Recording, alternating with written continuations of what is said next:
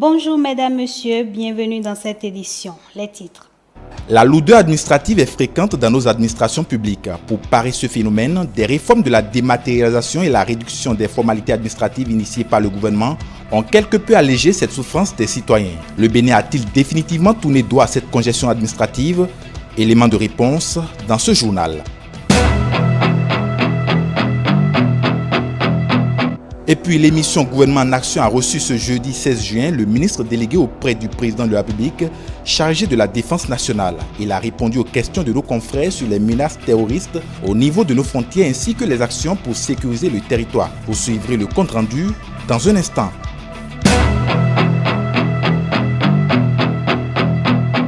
Et en fin d'édition, la consommation de la boisson dite Ataï est très en vogue dans le septentrion. Ce thé constitué de feuilles amères qui est très prisé par les jeunes et vieux est-il bon pour la santé? Les détails dans ce journal.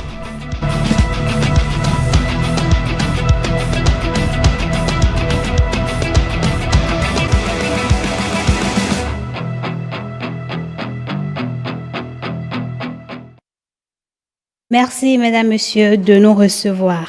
Les usagers de l'administration publique se sont pendant longtemps plaints de la lourdeur administrative. Autrefois, pour entrer en possession d'une pièce, c'est parfois un raccourci de dématérialisation.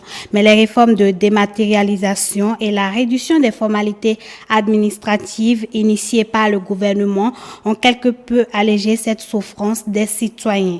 Le Bénin a-t-il définitivement tourné dos à cette conjoncture administrative? Le reportage de Mathieu Bocor et Estelle Vituedo. Jadis dans les administrations, Olympe peut attendre des jours et des semaines pour obtenir dans les meilleurs délais tout document ou papier administratif dont il avait besoin. Toutes les fois quand vous fréquentez soit les administrations publiques ou vous allez dans le privé, vous en êtes victime. C'est donc un parcours de combattant parfois, estime-t-il, pour entrer en possession d'une pièce pour la constitution d'un dossier. La lourdeur administrative, c'est le fait de ne pas rendre le service à temps, de ne pas traiter les dossiers à temps réel, tourner à rond la population sur les services qui demandent, de ne pas les satisfaire en temps réel. Nous avons les causes liées aux agents qui, par des manières malsaines, ne traitent pas les dossiers des agents pour leur montrer leur difficulté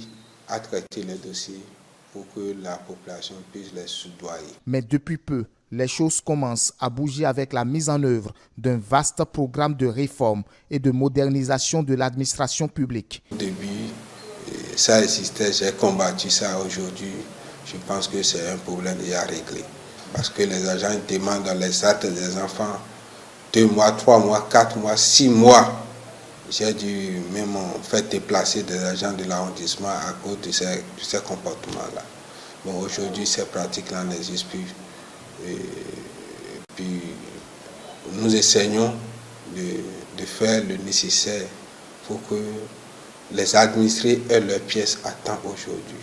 Il faut noter, depuis près de 5 ans, une avancée notoire dans le secteur public avec la dématérialisation de l'administration, où on n'a plus besoin d'aller dans l'administration avant de bénéficier d'un certain nombre de services, à savoir, on peut donner des exemples, avec aujourd'hui la mise en ligne, surtout des casiers judiciaires, où vous pouvez, sans vous déplacer de votre maison, obtenir directement les casiers judiciaires en ligne. C'est déjà la preuve que l'administration est devenue plus ou moins dynamique. Et surtout, ça permet que les contacts que nous avons qui créent des poches de corruption, ces contacts-là sont plus ou moins interrompus et nous pouvons bénéficier de beaucoup d'autres prestations au niveau de l'administration. La lourdeur administrative, un phénomène à combattre selon les acteurs rencontrés. Dans chaque section, le défi d'une administration plus souple, efficace, accessible et moins onéreuse reste le leitmotiv. Une batterie de réformes d'ordre organisationnel, institutionnel, mais également structurel qui permettent chaque année à l'État de dégager des marges de manœuvre sur le fonctionnement général et de les réorienter vers l'investissement. Je ne tarie pas d'éloges quand je dis que les recettes de l'État sont passées rapidement du simple au double. Nous étions toutes en régie cumulée autour de 600 milliards. Aujourd'hui, nous sommes à près de 2000 milliards, toutes régies cumulées. L'émission Gouvernement en Nation a reçu ce jeudi 16 juin le ministre délégué auprès du président de la République chargé de la Défense nationale. Alain Fortuné Nouati a livré aux journalistes l'état actuel des menaces terroristes au niveau de nos frontières ainsi que les actions menées pour sécuriser le territoire. Chano Dopeon pour le point. Depuis 2016, de réelles transformations s'opèrent dans notre pays pour positionner l'armée béninoise en sentinelle afin de répondre efficacement aux enjeux modernes de sécurité et aux nouvelles menaces. Interrogé justement sur cet aspect et sur l'état actuel de nos frontières face aux terroristes qui arpentent la bande sahélo-sahélienne du Bénin, Alain Fortuné Nouati répond. Ce mouvement dangereux est très bien suivi par le chef suprême des armées, le président de la République, et c'est pour ça qu'en 2018, le gouvernement a décidé de prendre des actions préventives. Donc de 2018 jusqu'à ce jour, le pacte de la Pandjari et le pacte W ont été occupés par l'armée pour prévenir l'avancée de cette menace sur le territoire national. La résultante est qu'à ce jour, on ne peut dénombrer aucun gîte de terroristes sur le territoire béninois. Cependant, des incursions sur le territoire restent largement possibles. Toujours dans les stratégies de défense, le ministre délégué auprès du président de la République, chargé de la défense nationale, a rappelé les coopérations régionales telles que l'initiative Accra que le Bénin entretient avec ses voisins à travers l'opération Koudanlgou. Aucun pays à lui seul ne peut endiguer le phénomène du terrorisme. C'est impossible. Il faut une conjonction de forces de tous les pays confrontés à ce fléau. Dans cette veine, le Bénin fait partie de l'initiative d'Accra, une initiative qui regroupe 7 pays, à savoir la Côte d'Ivoire, le Ghana, le Togo, le Bénin, le Mali, le Burkina et le Niger. L'initiative d'Accra préconise essentiellement 2 choses, la mutualisation et la coordination des actions antiterroristes. Et deuxièmement, l'organisation d'opérations conjointes. Nous en avons déjà fait 4. Ces opérations sont dénommées Koudanlgou, donc nous sommes à la 4e édition de Koudanlgou. La mesure pour sécuriser les ayants droit des victimes en mission commandée de défense de territoire ou de sauvetage n'a pas été omise. Cette réforme, initiée le 25 mai dernier en Conseil des ministres, offre donc à la famille des soldats un ensemble de soutien sur plusieurs domaines. Cette loi organise la prise en charge aussi bien des ayants droit que des victimes invalides. Les ayants droit, les enfants, sont pris en charge jusqu'à l'âge de 21 ans, âge de la majorité absolue, sur le plan éducationnel, sur le plan du bien-être et sur le plan de la santé. J'appelle bien-être de quoi se nourrir et de quoi se vêtir. C'est-à-dire un pactole leur est remis annuellement pour cela. Les invalides, eux, ils bénéficient d'une retraite, mais une retraite à terme. C'est-à-dire on considère que leur carrière est arrivée à terme, donc ce n'est pas une retraite proportionnelle. Même si ils sont arrivés à 1 an de service, la première mesure, c'est d'abord de l'amener jusqu'au sommet de sa catégorie. C'est-à-dire s'il est caporal, il devient caporal-major. Il va au sommet de la catégorie. Il est mis à la retraite, une retraite complète. Et en plus de sa pension de retraite, il bénéficie d'une rente viagère proportionnelle à l'incapacité permanente partielle. Face à tout ce qui menace les frontières béninoises, Alain Fortuné Nouati est confiant. Les perspectives sont positives au regard des 1500 personnels recrutés tous les ans, les infrastructures de type moderne qui sont en installation, les matériels de défense qui sont au point, avec une troupe qui est très motivée. Restons toujours avec Jeannot Dopéon pour dire que le Royaume du Maroc a offert un don de 1000 casques homologués à la République du Bénin. La distribution s'est faite ce mercredi 16 juin 2022 dans la ville d'Abomey-Calavi. Ce geste s'inscrit dans le cadre de la sensibilisation sur l'importance du port de casque. Suivez. Ils nous ont donné 2 casques. C'est une occasion pour nous de les remercier très chaleureusement. 1000 casques homologués offerts au gouvernement béninois par le Royaume du Maroc. La cérémonie a eu lieu à Abomey-Calavi ce jeudi 16 juin. À cette occasion, le directeur général du Centre national de la sécurité routière est revenu sur l'importance de ce geste des donateurs. Vous saviez, partout dans le monde, nous enregistrons environ 1,300 millions de morts, avec près de 50 millions de blessés. Au Bénin, nous sommes à 2 tués par jour et une douzaine de blessés. Alors, le gouvernement de la République du Bénin, dans les objectifs stratégiques assignés au ministère des Transports, a décidé non seulement d'impacter pour que les villes qui sont fortement motorisées aujourd'hui, je vais parler de la ville de Cotonou, la ville d'Abomey-Calavi, la ville de Porto-Novo, la ville de Boycon, la ville de Parakou, la ville de Djougou, que nous puissions prendre ces villes pour servir de modèle.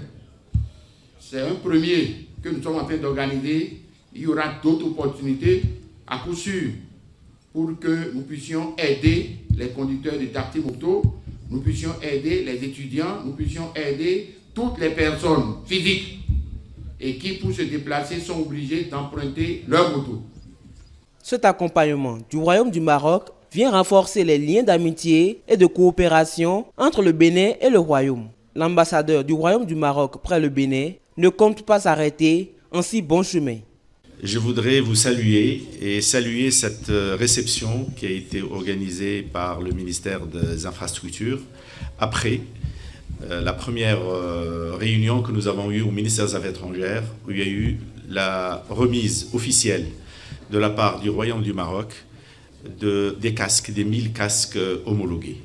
La réussite de cette opération nous encourage à aller de l'avant et le Maroc est disposé à accompagner encore davantage le Bénin, le ministère des Infrastructures et le Centre national de la sécurité routière pour l'octroi d'autres casques dans le cadre de programmes qu'on pourra étudier dans les jours qui viennent.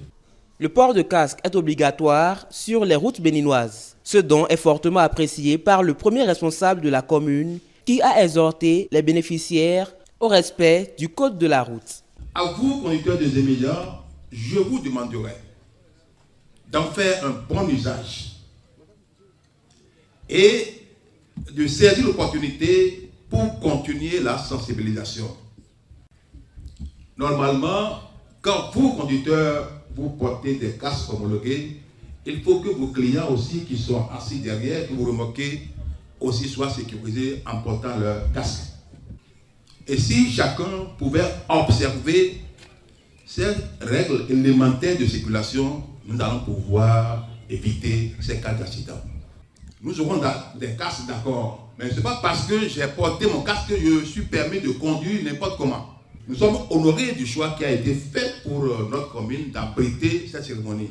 Plusieurs conducteurs de taxi-moto d'Abomey-Calavi, membres d'associations, d'organisations non gouvernementales et d'organisations syndicales qui œuvrent pour la sécurité routière ont bénéficié de ces casques homologués. Les bénéficiaires promettent en faire bon usage. Le président de la Haute Autorité de l'Audiovisuel et de la Communication a reçu en audience ce mercredi une délégation des responsables du réseau de téléphonie mobile MTN. La directrice générale de MTN Bénin et ses collaborateurs sont allés exposer à la HAC les nouvelles offres du réseau. Je vous invite à suivre un extrait des propos de Ouch Ofidele à la sortie d'audience. We just finished a very good meeting with the president. Our goal was to inform him. On a terminé avec une réunion très intéressante avec le président. Notre objectif c'était de lui présenter une nouvelle innovation que nous avons et que nous entendons mettre en œuvre prochainement. Comme vous savez, l'un de nos objectifs c'est d'assurer l'accès le plus étendu possible à l'ensemble du peuple béninois. Et ce que nous prévoyons dans Yellow Video, c'est de permettre aux Béninois d'avoir dans cette solution innovante que nous proposons. Ce que nous voulons, c'est de faire en sorte que ces nouveaux canaux soient accessibles au maximum de personnes aux tarifs les plus bas possibles pour faire en sorte que tout le monde puisse en profiter. Comme vous savez, il y a des contenus locaux, que ce soit au niveau de l'éducation, au niveau de la santé, etc. Et ce sont ces contenus-là que nous voulons mettre à la disposition des Béninois. Nous avons eu une très belle rencontre avec le président et nous sommes impatients de pouvoir déployer cette solution pour l'ensemble du peuple. La consommation de la boisson dite Ataï est très en vogue dans le septentrion, surtout à Parakou. Il s'agit d'un thé constitué de feuilles amères qui est très prisé par les jeunes et les vieux. Ces feuilles sont-elles bonnes pour la santé? Une équipe de notre rédaction. Suivez le reportage. D'origine indienne, chinoise ou encore marocaine, le Ataï est un thé prisé par plusieurs catégories de personnes. Les conducteurs de gros porteurs, les gardiens de nuit, des commerçants ambulants ou même des familles. Composé essentiellement de feuilles très amères à la base, le thé est renforcé par le sucre. Quand il y a un peu la fatigue et qu'on prend la taille, ça peut faire au moins la fatigue, ça part. Ou quand vous avez le chemin, vous voulez faire un travail par rapport à lire certains documents, ou bien lire le Coran, ou bien on nous a donné certaines choses à faire. Donc dans la nuit, au moins, on prenait la taille pour qu'on puisse trouver le temps à avoir fait le travail. Non, ça ne me crée un problème. Parce que si je suis sommet, je vais faire quelques travail et je suis sommet, je peux prendre à taille un peu et ça me permet pour faire mon travail que je vais faire. Utilisé souvent pour atténuer la fatigue, combattre le sommeil et même renforcer la libido, ce thé n'est pas sans conséquences sur la santé. D'abord, j'ai dit que ça comporte des substances psychoactives, donc ça excite le cerveau. Donc ça donne un effet euphorisant. Les gens se sentent contents, joyeux, tout ça, ils utilisent. À la longue, comme c'est la caféine, il ne faut pas hésiter à dire c'est une drogue. C'est une drogue, oui, c'est drogue. Et puis ça donne plus de fatigue après le passage de son effet.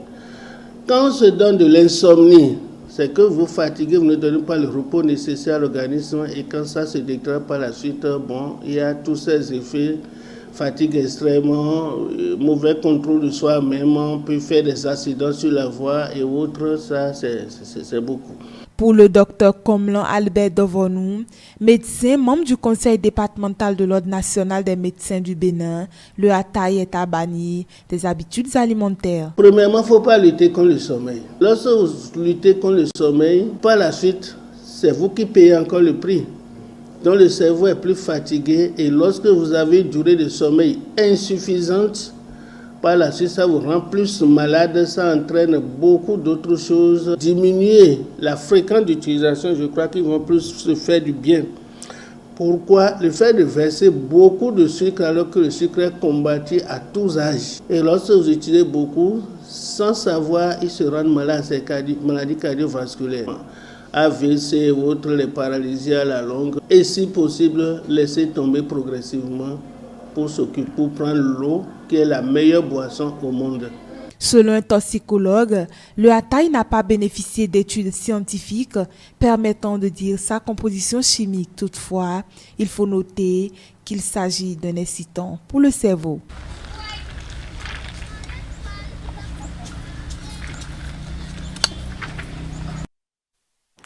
C'est sur ce reportage réalisé par Mathilde Sabi et Boris Arissou que prend fin cette édition. Merci à vous de nous avoir suivis. Retrouvez-nous sur l'ensemble de nos plateformes digitales, notre site internet, le www.etelebenin.com, notre page Facebook, ETélé en direct, notre compte Twitter, ETélé Live, notre chaîne YouTube, ETélé Bénin et en direct via notre application iOS et Android, ETélé Bénin tout simplement. ETélé avec vous, pour vous.